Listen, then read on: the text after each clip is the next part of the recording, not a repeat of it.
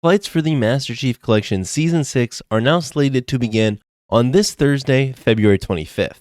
And this time, unlike Season 5, I'm extremely excited for Season 6, so let's kind of talk about why.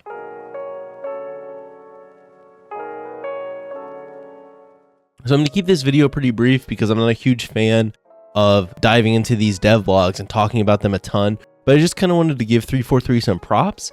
Because even though I publicly criticized Season 5 a lot for not really giving us new content, as it only gave us new skins and challenges and things like that, Season 6 is actually giving us a ton of things that we've been asking for a long time. Not only are we getting 2 new maps from Halo Online, notably Edge and Waterfall, we also are getting FOV slider support for Xbox One consoles. And the FOV slider is no longer going to be locked on the Series X and S consoles when they're playing on 120 Hz. We also get double key bindings for mouse and keyboard users, mouse and keyboard support for consoles, advanced audio options, whatever that means, and supposedly we're also finally getting weapon view model customization options, and not only that, we're going to finally get the custom game browser. This is all absolutely huge, and these are the types of things that 343 needs to do with new seasons to actually bring players back. While I know a lot of people liked some of the armors and challenges from Season 5, those types of additions really only keep the existing player base a little bit happy, but adding actual new content like new maps and new game modes and new features, those are the type of things that will actually get people to come back to the Master Chief Collection that have fallen off due to boredom or due to moving on to another game or whatever it is.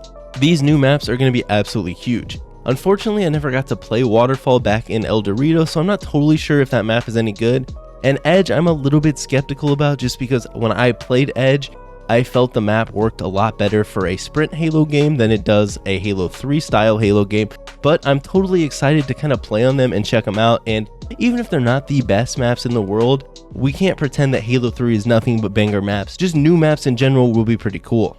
Plus, if you've ever messed around in El Dorado, you'll know that Edge specifically has an extremely cool skybox and all sorts of cool forge maps could maybe be made on it if we are given those types of forge options, like we kind of were in El Dorado.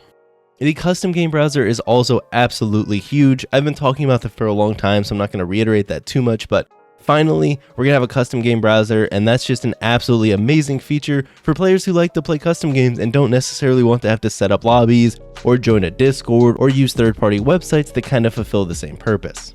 Besides those key features, we're also getting tons of quality of life things like I talked about, and so overall, this is just an awesome season that I'm really excited for. I'm super excited to check out these flights later this week, and this is the type of things that I want to see 343 do for upcoming seasons in the Master Chief Collection.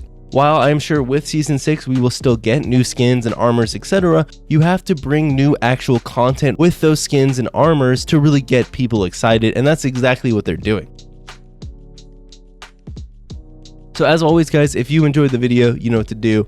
I've been streaming actually a lot live on my other YouTube channel, Arrrash TV, so go ahead and check that out if you want, and if not, you can also follow me on Twitter, and I'll see you all next time.